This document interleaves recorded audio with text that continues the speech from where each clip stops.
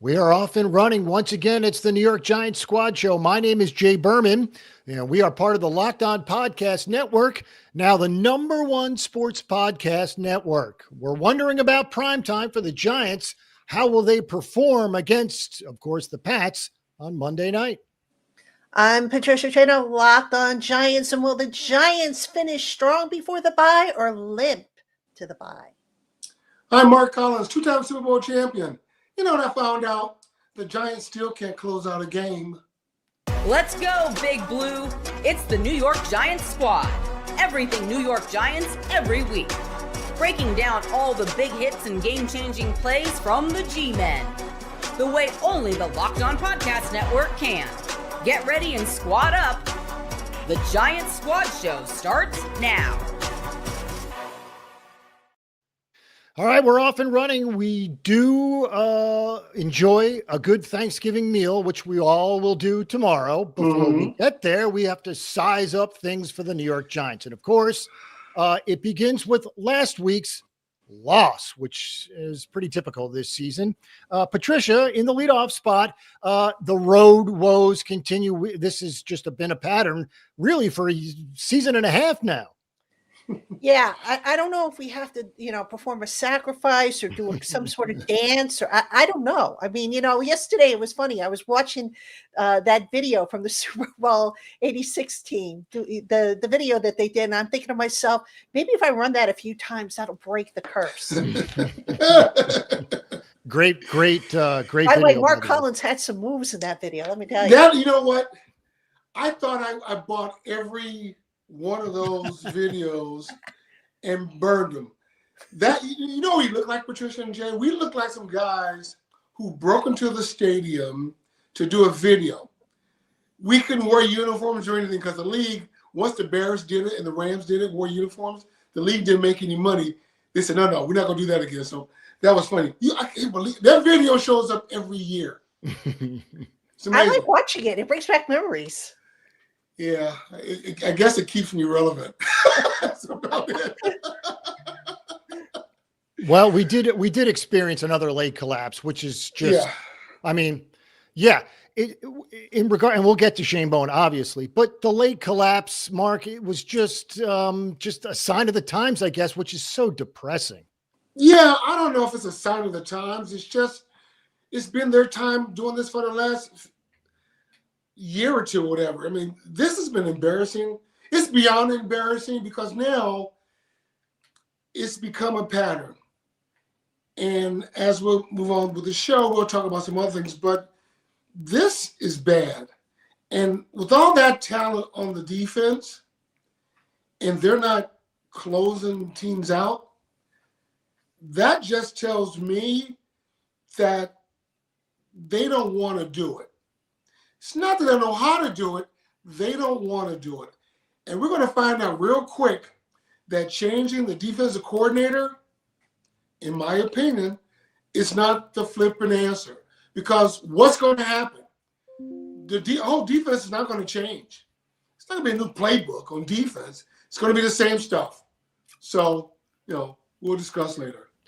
Patricia, we've seen it repeatedly, 3 good quarters and then 1 really bad quarter. And now it's cost 2 men their jobs. But again, it's a weird, I don't know if it's a coincidence or it's just the way they play, but for 3 quarters, they're okay. And then the 4th happens.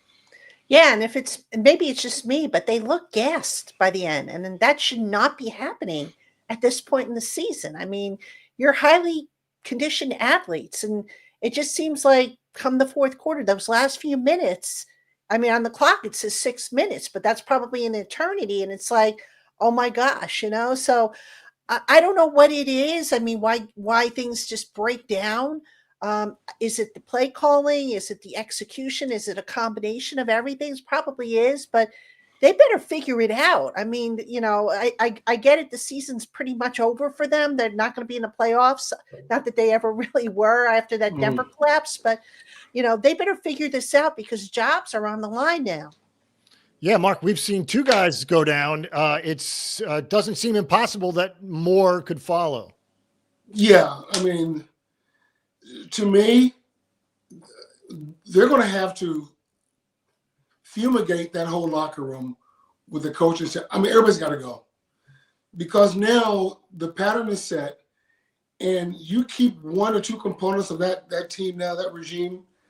You know, you might as well start from scratch. It is what it is, and you know, Shane Bowen gets fired, another linebacker coach takes over. It's going to be the same crap there. The offense, to their credit, they're playing decent. They're scoring points, put it that way. And you know what? It's kind of entertaining, really. But other than that, you still got to win. And they have not put it together at no part of the season to look even formidable to win a game. It's interesting, too, as we talk about Shane Bowen actually getting fired. And Patricia, you can answer this as well as anybody. Mike Kafka actually said that it was solely his decision. The question now is, do we believe that? Not that it matters, but it's more interesting than anything.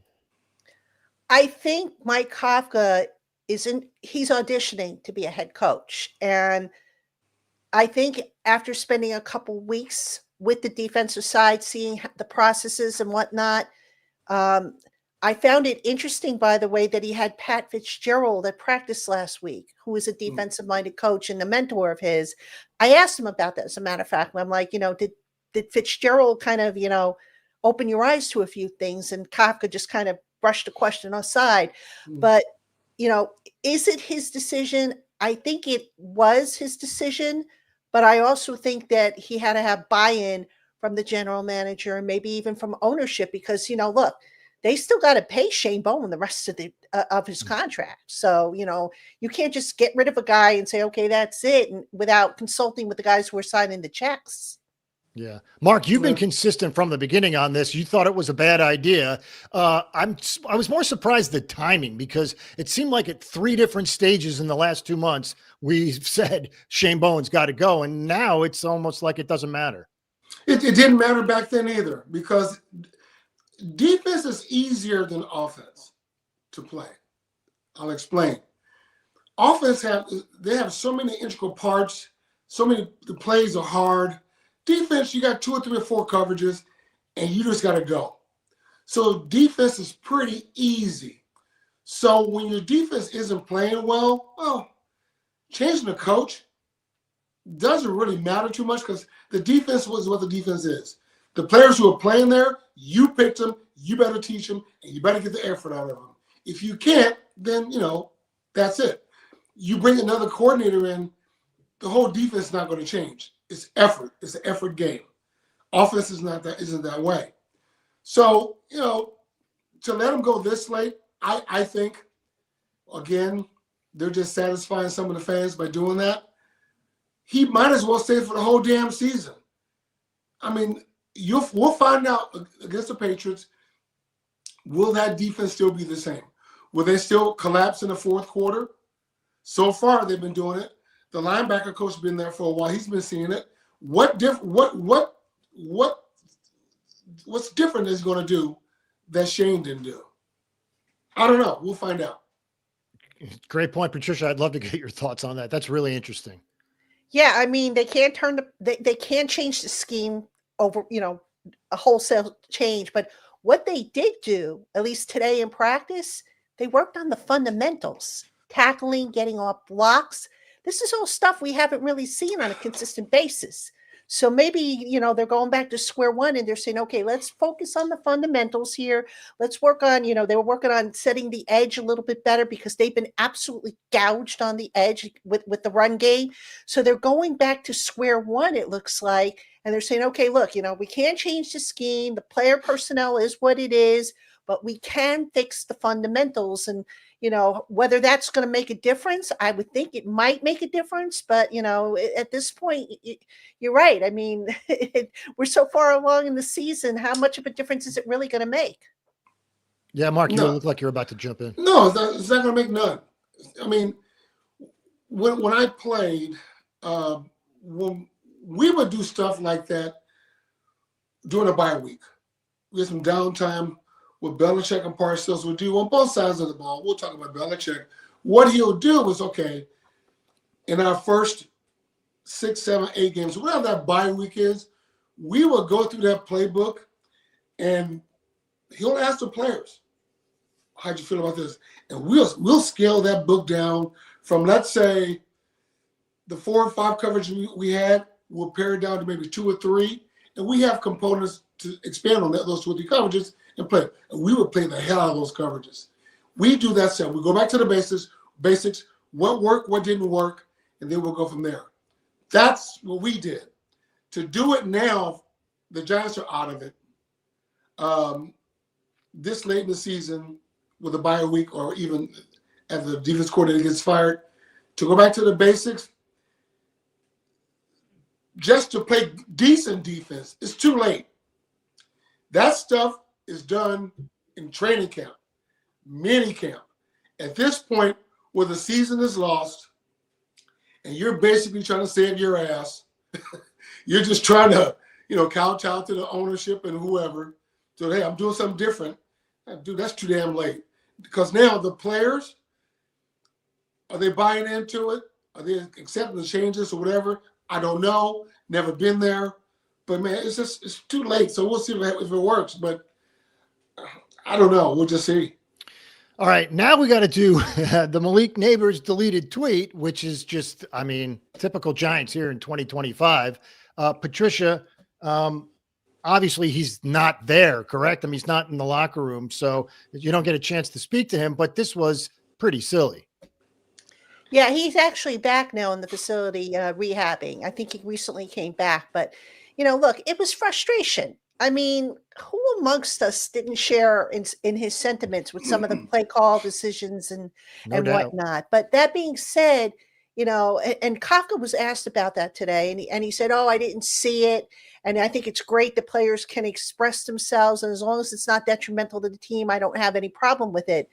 Well, when you start questioning the authority above you, even though Malik Neighbors isn't playing, it's even though I agree with what he said, then that's not a good look, especially for a guy who's auditioning to be a head coach, because you don't want the guys overrunning the locker room. There has to be a line, if you will. So the Neighbors tweet, he must have felt bad about it because he deleted it almost as quickly as he put it up. Right. But the internet is forever, so it was captured. I know I did a story on it. I know a lot of people did a story on it. So it's just, it is what it is. And this isn't the first time, by the way, that Malik Neighbors has criticized the coaching. He did so, last year. At times, there was a point where I think he threw the quarterback under the bus, and Brian Dable was just like, yeah, he just kind of looked the other way. So this is something, it's a fine line between expressing yourself and just kind of taking over, if you know what I mean. And they've got to work something out with that with him. Yeah, it's funny. I was thinking when it happened, Mark, I was thinking of you, and I was thinking, what would Mark think if a receiver in his room back in the 80s and 90s did what he did? So floor is yours. Well, first of all, I didn't see it. So give me the Cliff Notes version of what he said, because I don't know. I don't know anything about the tweet. He basically said, he started out by saying, what are they trying to make us lose on purpose? He said, he questioned that whole sequence when they didn't kick the field goal and they ran the ball a couple of times instead of throwing. And, so he just questioned the strategy. Yeah. That's Twitter's dangerous.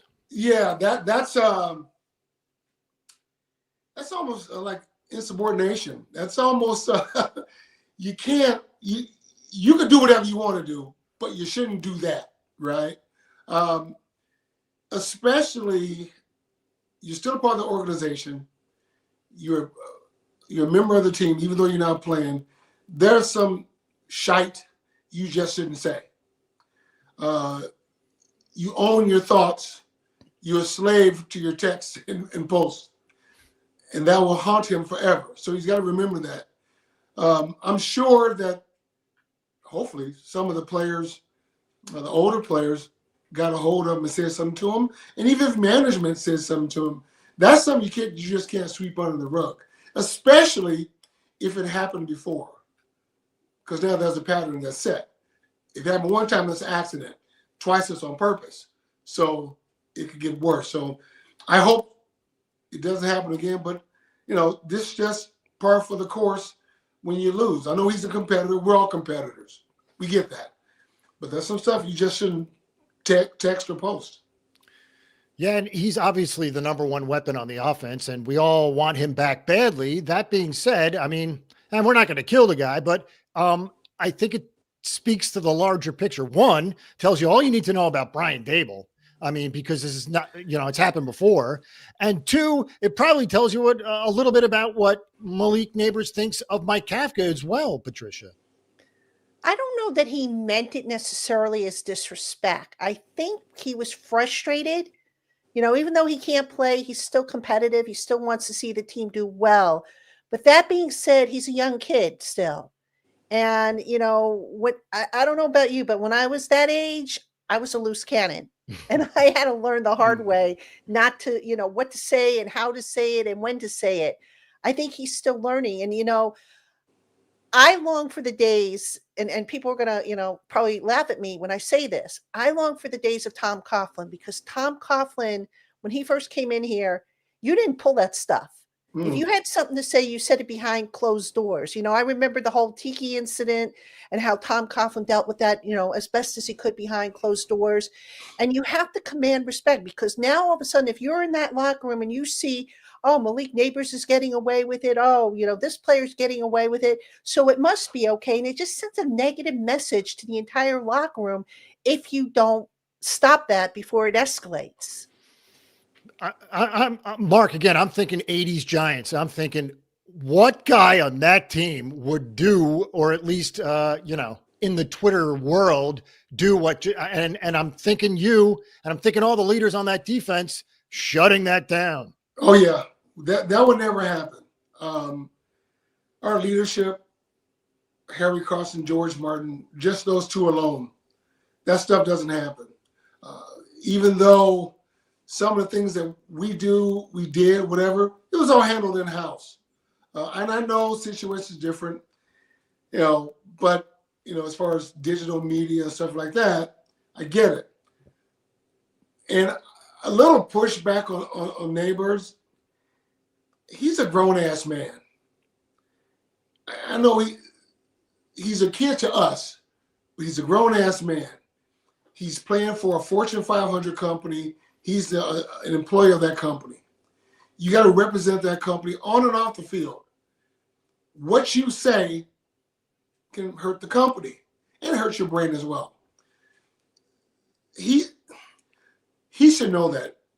It shouldn't take a coach or another player to tell him that. He's got to take ownership of his own words. Like I said before, you're owner of your thoughts, but you're a slave to what you say and what you text and what you post. So no matter what he does from this point on, he comes back, if things go bad for him, they're going to bring that up. Remember the incident when the Giants, when those guys took the boat trip? They can't live that stuff down, right? Because they posted it. That stuff like that always comes back up. He's got to learn that. He's a grown man.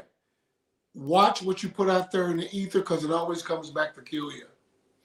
Great words from Mark Collins, who obviously would have stood up to someone like Malik Neighbors after the tweet. I believe it. All right, we'll take our first break of the show. When we come back, two-parter. We have to do Jackson Dart. Haven't even mentioned him yet. We're also going to try and fix that run defense. We'll do it all next.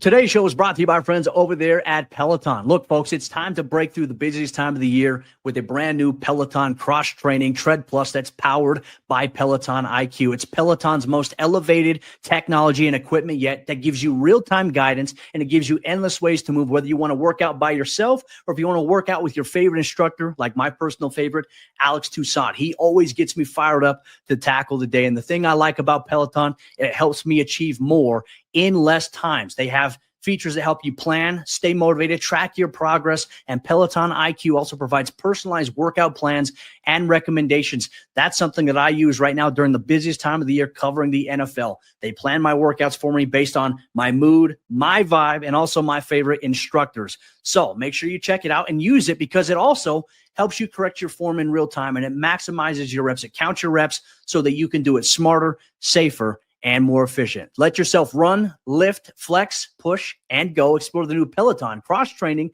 Tread Plus at onepeloton.com.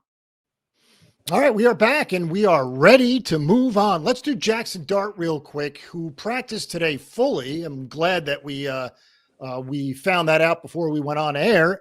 That being said, I still don't know, Patricia, who the starting quarterback is going to be. I was confused by the practice, but he's still in the protocol. Yeah, he still hasn't been, at least as of this recording, he hasn't been cleared by the independent neurological consultant. But here's the thing, he practiced fully, but for a quarterback, it's non-contact anyhow. So, what exactly does it mean? That said, I found it interesting. Mike Kafka said that both Dart and Jameis Winston got reps today, because last week, if you remember, that wasn't the case. Dart went did Wednesday, did Thursday, and then all of a sudden, he wasn't cleared. So now they had to get Winston in there. And thankfully, Winston had a pretty good game, all things considering. So I think they're preparing just in case. And, they have to hold him out. But if he clears, Kafka indicated that the kid's going to play. Now, would you play him? That's the big question. Is it worth it to play him with the bye coming up, or do you just say, okay, you know what, take a seat, we're out of it, we'll bring it back for the last 4 games? That's the question I think we have to answer. Why is it even a question? I mean, if it's like, if he hasn't even cleared it as of today, Wednesday, there's, to me, no reason to put him in, Mark. No, there's no need. Other than him just getting in there and maybe getting hurt again, just don't put him in there. There's no need. Bring him back after the bye week. If he's ready, take advantage of the bye week. Jameis Winston's doing just fine. The team's not going anywhere. Jackson Dart isn't going anywhere. Let him heal. If he's available after the bye week, let him play. Hey, I think we're all in agreement there. Yeah. Yes, as much as we love to see Jackson Dart playing, we love it. We love it. We love it. Things have changed in that regard. Maybe it's the new era, beginning of a new era. That being said, the last thing I want to see, Patricia, is this guy not playing, which is exactly what the deal is now. Yeah, I mean, look, he's going to hopefully be the quarterback for a number of years. Now, I have to admit, initially I was split on this. I said, well, he needs the reps. But here's the thing. He also has to get off this, I'm going to run and I'm going to play the way I want to play. You're going to get yourself really banged up, kid, if you don't wise up. And, to a degree, you have to, if you're a coach, do you say, okay, maybe we got to protect this kid from himself? I don't know that, you can't keep him on the bench indefinitely. That much I can say. But that being said, you've got to get it through to him. And whether it be, you cut back on the design runs, whether you just tell him, look, if you run, I'm going to pull you out. I don't know what the answer is, but Dart's got to get off of this. I'm just going to go out there and I'm going to play my game the way, it's a very fine line, because you don't want to take away the aggression, but at the same time, you want to stress, being smart. And if you look at what the Chiefs are doing with Patrick Mahomes these days, Mahomes will move if he needs to extend the play. They cut back on his design runs. Maybe that's what the Giants need to do, especially now that they've got the running game going a little bit better. Well said, Mark. All yours. Yeah, that's why, when Dable, that offense is the RPO offense, and that quarterback is part of the run. He's a very big part of that. And they got the whole Josh Allen, Buffalo Bills kind of mentality, because Dable was there. That's what they want. And as I said before, Josh Allen may have another maybe 4, maybe 5 years of that kind of style before those hits start to take its toll. With that being said, Jackson Dart is not as big as Allen. And he's got to be smart enough, and hopefully this time, being in that concussion protocol and him being dinged a couple of times this season, the light will come on. Like, you know what? I gotta do more like a Joe Burrow or Patrick Mahomes. I run only if I have to, but I'm going to scramble to extend plays. The last time the Chiefs tried to run Patrick Mahomes, or even on a quarterback sneak, he got hurt, and it scratched that stuff for 3 or 4 years. There's no design runs for Mahomes. If Jackson Dart wants to extend his play in the NFL, he has to be smart and conscious enough not to go, you know what, I'm going to do whatever it takes to win this game. Sometimes that's not the right way to go in the National Football League. That's the way to being out of the league real damn quick. So he's got to be smart. And once he figures that out, I think the rest, he'll be okay. That's being selfish if you think about it. It's like, and I don't think, and again, it's a fine line. I can appreciate him wanting to do whatever he can to win the game, but you also have to think about the long-term picture. You're thinking short-term here, and that's what I think he's not really grasping just now.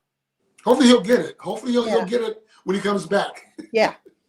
Yeah, interesting stuff. All right, let's switch gears. We're just a few minutes away from our second break, but we need to fix that run defense. So the first step the New York Giants took, Patricia, was to fire Shane Bowen. Obviously, giving the fans a pound of flesh, giving the fans what they wanted. That being said, how do they fix the run defense? They've got to tackle. They've got to get off blocks, and the run fits have to be better. I mean, look, we can sit here and scream about Shane Bowen. Lord knows I've screamed about Shane Bowen all year long. But at the end of the day, is he out there making the tackles and getting off blocks and doing the run fits? No, that's on the players. And, are there things that they can do a little differently? Okay, yeah, maybe they can bring the safeties back down in the box. But then again, now you're exposing the cornerbacks, and the cornerbacks have been shaky, especially with the injuries. So, I just feel that it's shared responsibility, and the way that they are going to hopefully fix this, go back to the basics, go back to the fundamentals, work on getting off your blocks, work on your tackling. How many missed tackles do we see per game, bad angles and all that stuff? I mean, it's ridiculous. So that's stuff that I think that they can start with. Whether that translates to improved production against the run, I don't know, but that's a starting point. Yeah, Mark, your thoughts. I don't have much because I said all I can say. It comes down, you can scheme as much as you want. You can put 8 in the box. You can call cover 2. It still comes down to effort. They, for some reason, in the totality of the defense of the league, the effort has not been 100%. And when you don't have good effort, even decent effort, you miss tackles. You're a step late. You're a step, 2 steps behind on the deep ball. You're not looking.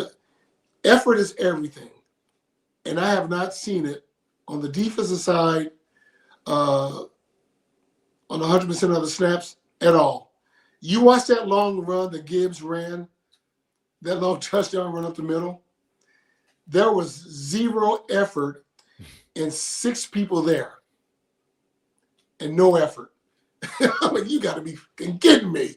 But that's what it was. So, hey, just effort. Give me 100% effort.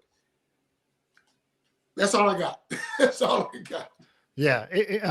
And it's sad when non-football, sort of fans, I guess, if you will, get a hold of stuff like they think a player quit or is in the process of quitting, whatever.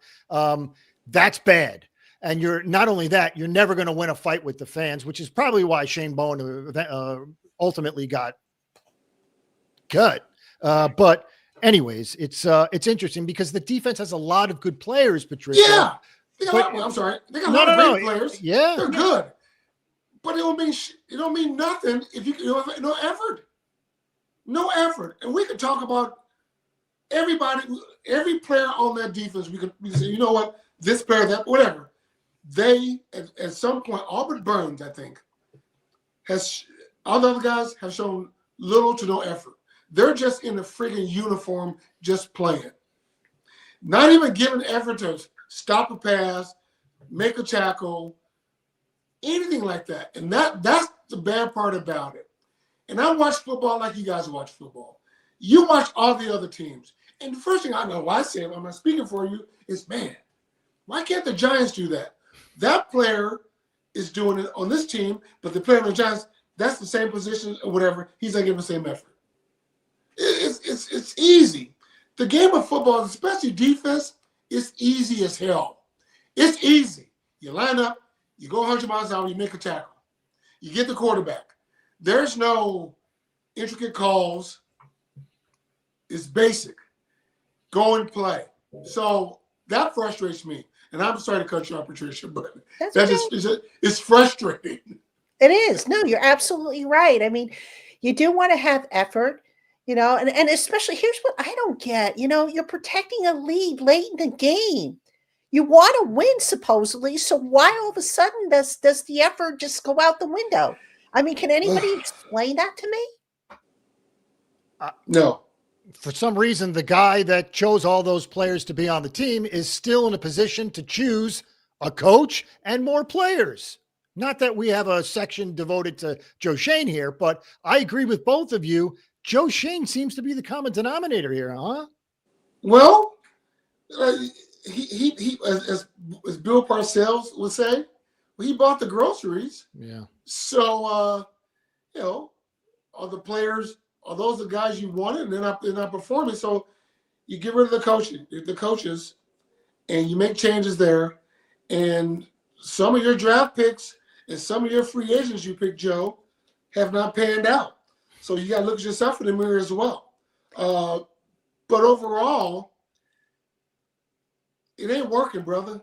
It ain't panning out. So you want to hear a wild stat? The Giants have the second most money invested in their defense. Second most in the league. Okay, what do they have to show for it? What is the defense ranked? I think 30th or 31st. Yeah. And then, you look at the other macro stats. The run defense is, I think, 32nd. The pass defense, I forget where that's ranked. The situational defense, third down, goal to go, red zone, down towards the bottom. All that.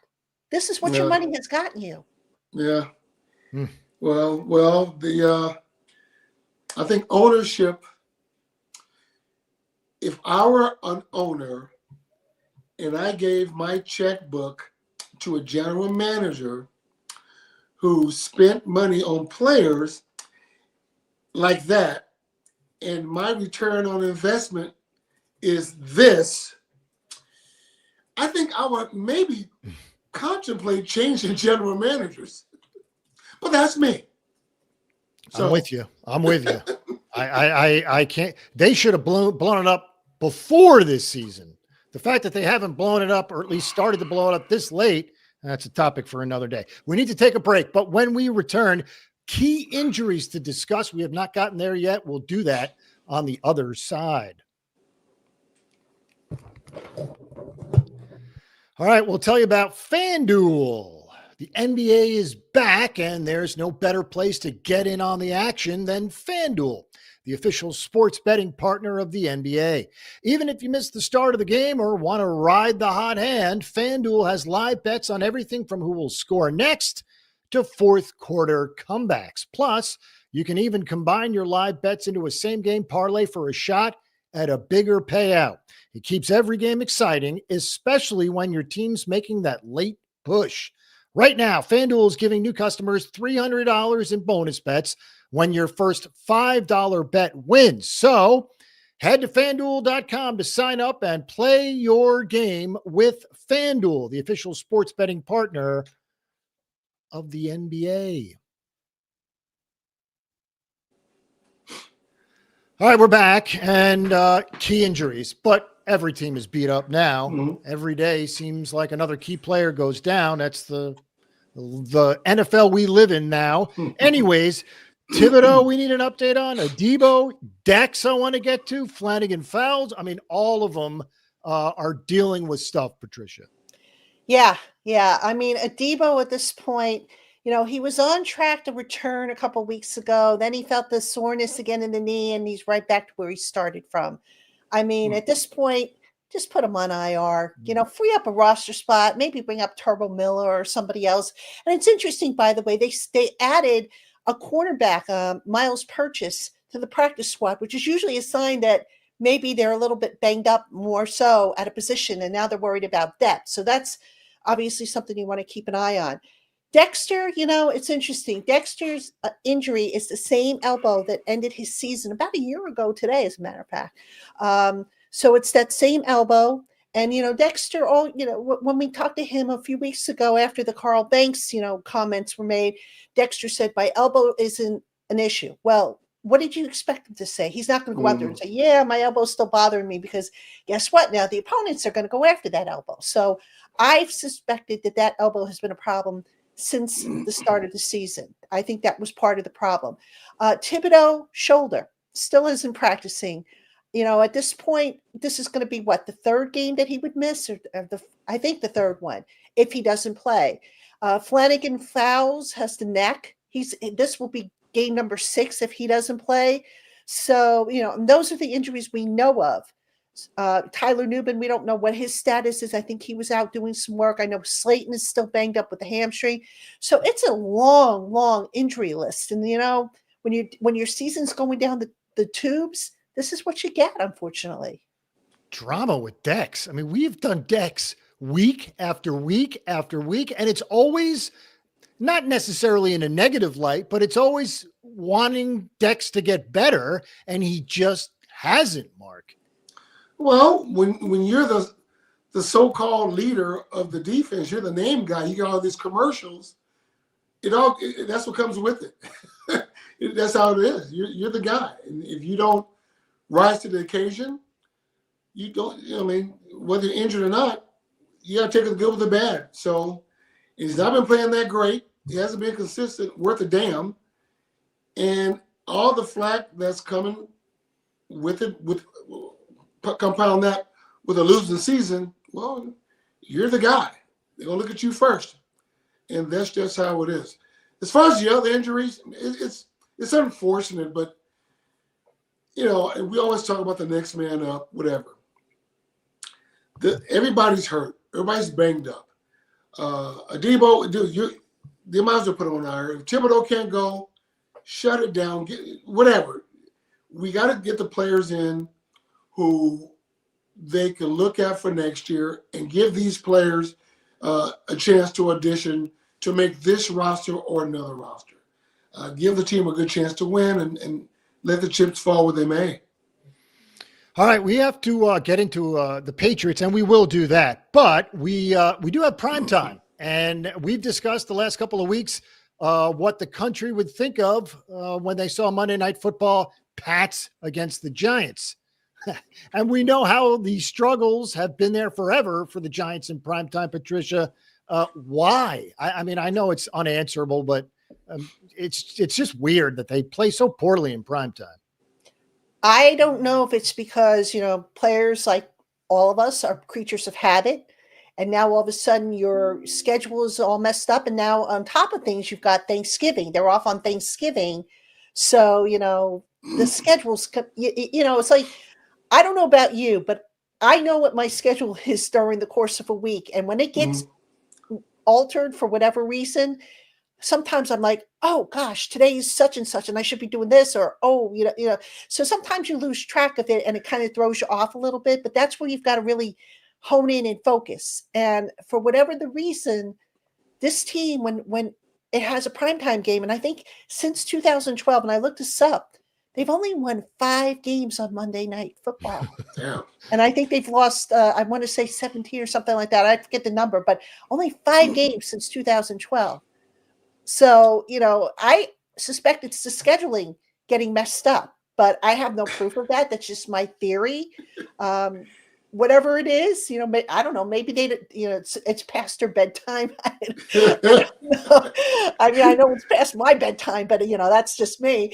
But whatever it is, look, the schedule is what it is. So, whatever it says on your schedule for that week, that's what you got to deal with. Whether you like it or not, you've got to adjust and just go out there and do it. Yeah, yeah. If you, I don't know, have you guys seen the commercials for Monday Night Football? But they still got Drake May playing against Jackson Dart. That's supposed to be the matchup. That's. I just saw that at the gym. Don't they know that? Anyway, And now that's what the NFL were thinking, probably when they did the schedule. And everybody was saying the Giants would be better, and they was hoping for this matchup, whatever. But I bet you if the NFL if they had the wherewithal and the magic to go back, you know what, this is not panning out 2 weeks ago, and go, can we flex as a team who's playing on Thanksgiving? Do they want to change this out? Whatever. I bet you a team would have done it to rest their players in the extra week after Thanksgiving and the bye. But this is going to be bad. I mean, as far as football is good to watch, it's football. How good it's going to be, I don't know. Because I know New England got a good record and the Giants don't. As far as viewership, I think the NFL would love to try to flex this game out if they could to get maximum viewership. But they can't. To do it. I know, they're stuck. So what are we going to do? Well, I know we're going to watch. No doubt. I know football enthusiasts nationwide may. I know definitely the people who are doing the Patriots fans are going to watch. So I don't know, man. It's going to be something. All right, Patricia, let's do Drake May, because there was a lot of talk the year he was drafted that the Giants should have traded up to get him, which they obviously didn't. Now looking back, we love Jackson Dart. That is fine. That being said, we also have Vrabel, who many Giant fans wanted for their head coaching duties. So it's almost like it's going up against what the Giants could have had if things were a little different. Yeah, I have a saying, what it coulda, shoulda, didn't. And it's just like, you could sit there and you could say, oh man, just imagine if we had, Drake May or Mike Vrabel or this one or that one. You don't. So, you could sit there and you can bang your head against the wall and say, I wish. It is what it is, unfortunately. So you just kind of have to make do with what you've got. And, look, the Patriots, they've been playing very well. I think they've got, a 5 or 6 game winning streak going right now. Drake May is coming into his own, confident. He looks a lot better. It's interesting because you look at some of these rookie quarterbacks in year 2 of their career, and sometimes they take a step back. Drake May has not. So, this is the challenge now that the Giants have, and to go up against Vrabel, who runs a very good defense. Now, the only hope I think that the Giants might have is that the Patriots offensive line is banged up. So maybe, just maybe, they can take advantage of that and rattle Drake May a little bit. But, it's going to take an all-out effort. Yeah, Mark, the Pats have 10 wins. Mm-hmm. Amazing. Well, Vrabel changed the culture. And, on paper and on the field, the Patriots are a better team. They're well coached. They're disciplined as hell. They don't beat themselves. Are they a perennial powerhouse? They're good, very, very good. I'm not saying they're world beaters, but they're very good. They're very effective and very efficient and well coached. Now, the offensive line is banged up. Yes, we know that. Are they still good enough to beat the Giants? Yeah, they are. Just from a coaching standpoint alone, I don't think Vrabel's going to make bad decisions to put them in a bad position to beat themselves. It'll be a good game for a while, and we'll see the coaching, the separation in the coaching staffs, and the better team will win. Yeah, we obviously love Jackson Dart, so I don't feel bad about Drake May. Tell me if I'm wrong. I do feel bad that Mike Vrabel is not the head coach of the Giants. That's who I wanted before all this stuff went down. Now, obviously, when Vrabel became available, Patricia, the Giants had a coach. So they weren't going to fire him on the spot just to pick Vrabel, but I wouldn't have been offended if they did do that. Yeah, I mean, sometimes it's all about timing. Look, we can sit here and we could, at the time, if we go back last year, I think a lot of people were bemoaning the fact that the Giants didn't get Drake May in a trade, trade up to get him. But now, hey, we got Jackson Dart. So that's not such a bad, trade-off. No. So who knows? I mean, maybe the next head coach of the Giants will be somebody that everybody will, be on board with, fall in love with, have success with. And then this, wanting Vrabel or Belichick or whoever it was you wanted at the time, maybe it'll just be a thing of the past. Boy, do I hope so. Yeah. Boy. Go ahead, Mark. I think everything always works out for a reason. It happens for a reason.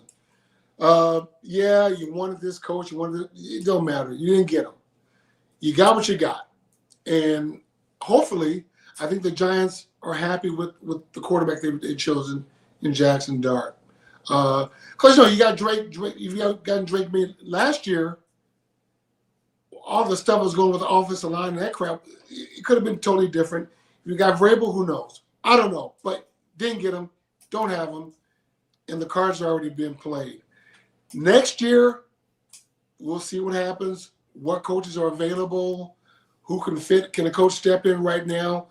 I think the Giants should go for a proven coach who has won before, who has credibility and respect that goes from the playing field to the front office, brings in a good staff to work behind them, and go from there. So that's what I think, and the coaching staff that the Giants have now or had is the coaching staff they have now. So we'll see what happens. That plays out.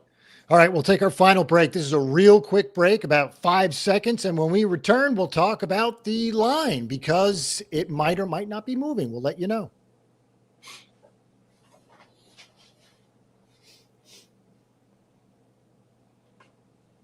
All right, we are back. Final block of the show. The line has been consistent, 7.5. I was wondering if it would change, and it probably would have, if Jackson Dart was named the starter. That being said, there's no starter named, so the line is still 7.5. And the Giants are getting used to being touchdown underdogs every single week. Patricia.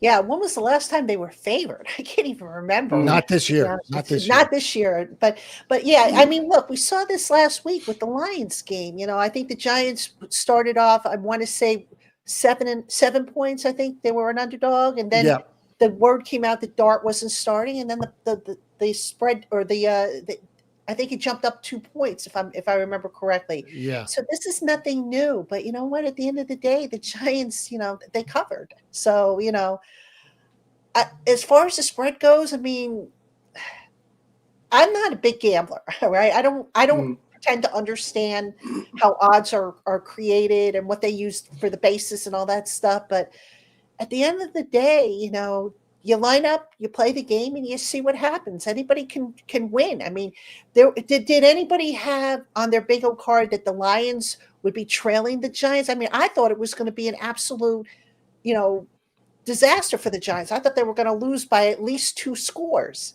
and they didn't. So, you just never know from week to week. It's also an interesting week, a unique week. Obviously, your day off is now Thursday for most of the players, most of the teams. But that being said, Mark, that is a hurdle that if you're a rookie or a youngster, you have to have leaders show you the way. It's a very unique week. Yeah, it's because you don't get that in college. The games on Thursdays, the games on Sundays, it's a whole different. The schedule's all different, and there's come points where some of the rookies they run up against this rookie wall. They used to playing 10, 11 games, and the season's over. Well, we'll run into November, December, and you still got 5, 6, 7 more games to go. So you gotta dig deep to get that energy and get going. It's just the season. We talk about the point spread. I don't know if Jackson Dart or even Jameis Winston, either or, is Jackson, if he starts, will the point spread go down to 3? Is he that much 4 points better than Jameis? I don't know. What I do know is this: the Giants score points. They're scoring an average over 20 points a game. I don't know if by them scoring, the Patriots being 7-point favorites based on who's starting, I don't know if that's logical or makes sense. I'm not a big gambler, so I don't know what quarterback.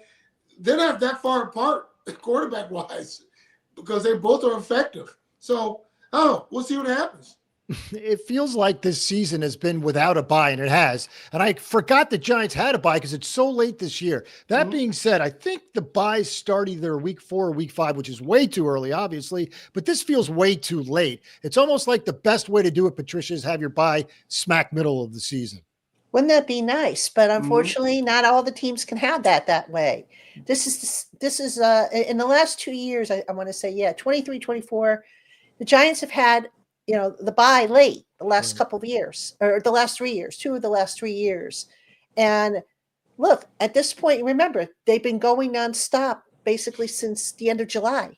So those guys are hurting. They got to be banged up. I mean, now they've had many byes along the way when they played Thursday night football. They kind of have an extra day now to get things right. But, again, the schedule is what it is. And what the schedule is going to be when it comes out in mid-May.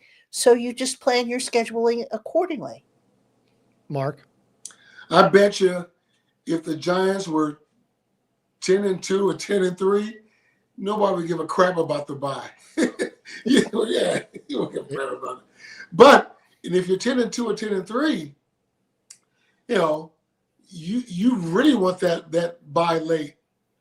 You get that extra week so the guys can heal. You can go through your playbook and go, let's work on this. Let's take this out. You can do that.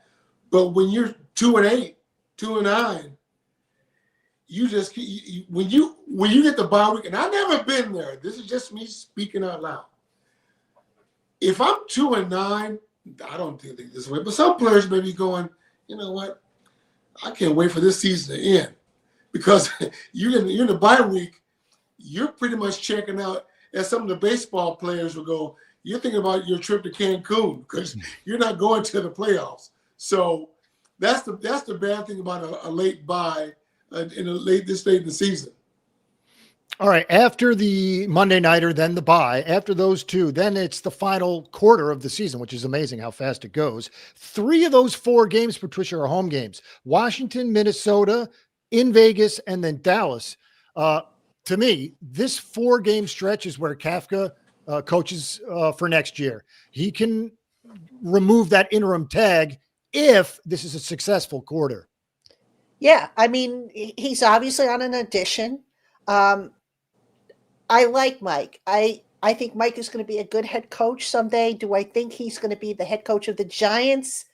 I'm not so sure about that. Now, the argument for him is that if you want to say, you can continue the development of Jackson Dart because Jackson knows him, he knows the offense.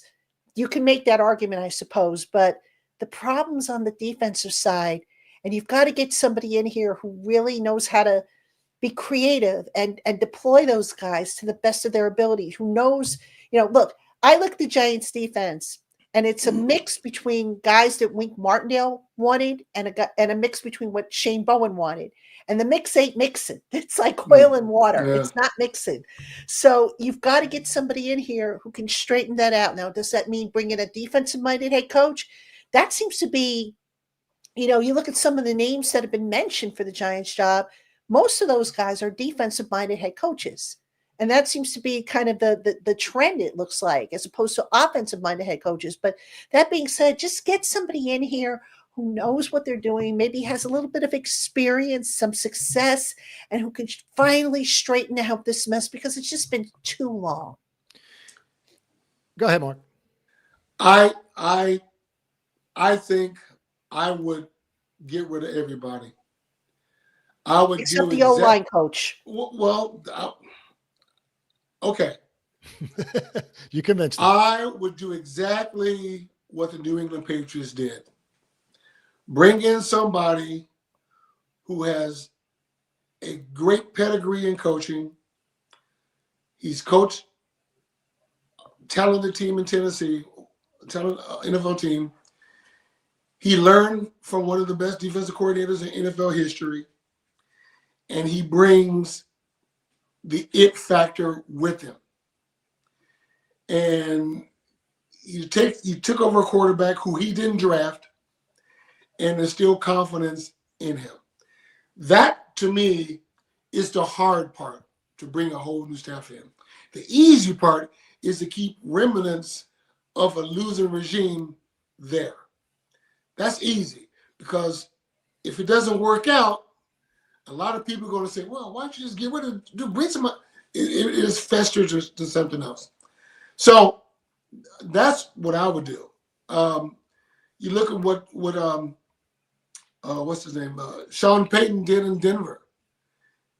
He comes in, changes the whole culture, brings in his quarterback, and is doing great things in Denver. I like that as well. But since that's not what the Giants are, I like the model that the Patriots did with Vrabel. I like that. We do this silly little game here on the New York Giants Squad show of win or loss. And we've been trying to find Giant wins all season long, even before the season started.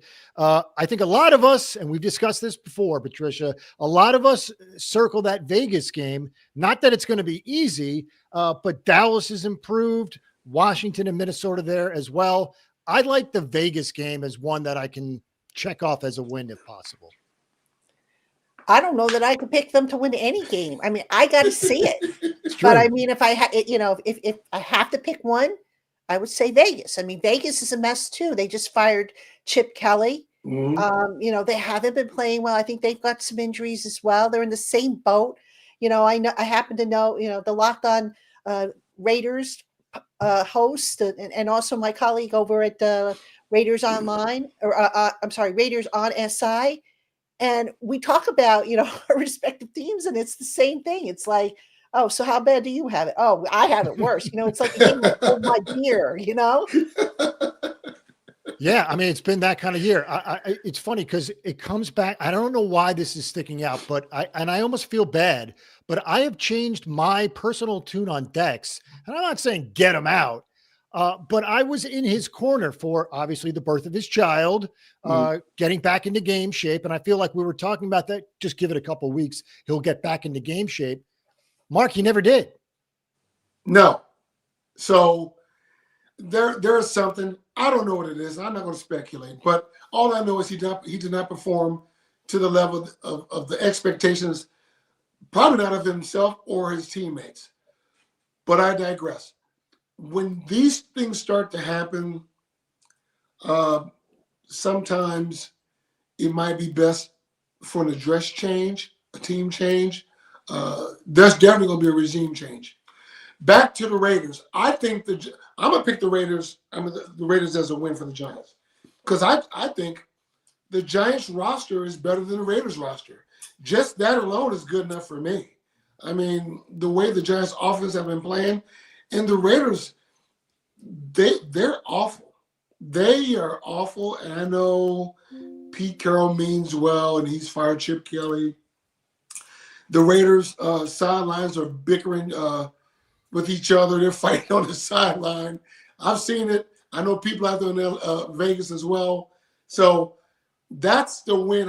I'm going all chips in. All my chips are the Giants going to beat Vegas in Vegas. I might go to that game too. I might do that. You want to pick me up? I'm with you.